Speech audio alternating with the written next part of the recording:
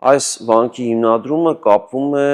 այնպիսի անձնավորության հետ, ինչպիսին է Դադին, խոսքը Թադեուս Առաքյալի աշակերտներից մեկի մասին է, որ քարոզություն է իրականացրել Հայաստանի արևելյան մասերում, մասնավորապես Արցախ աշխարհում, եւ այստեղ նահատակվել եւ նահատակության վայրում, որտեղ որ ամփոփվել է նրա մարմինը, հետագայում սկիզբ է առել վանական համալիրը։ Վանքի հիմնադրման մասին ավանդությունը հյուսվում է 4-5-րդ դարերի հետ, բայց այդ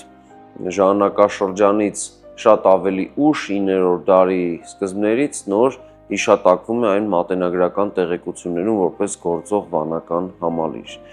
Այս առումով իհարկե վանքը նաև ունի բացի հիշատակությունները պահպանված շինություններ, որոնք թվագրվում են սկսած 10-րդ դարից եւ նրա ավելի վաղ 9-րդ դարի շերտի մնացորդներ։ Այս առումով իհարկե 10-11-րդ դարերով թվագրվում է նրա այն եկեղեցին, հնագույն եկեղեցին, որ հենց Սուրբ Դադիի անունն է կրում եւ նախընթաց տարիների, վերջին տարիների հնագիտական աշխատանքները այստեղ բացել էին հետարքիր պատկեր եւ պարզ էր դարձել, որ նաեւ գործ ունենք այստեղ հուղարկավորության հետ վաղ քրիստոնեական ժամանակաշրջանի, որը որ կարող է հենց կապված լինել այս շրջանում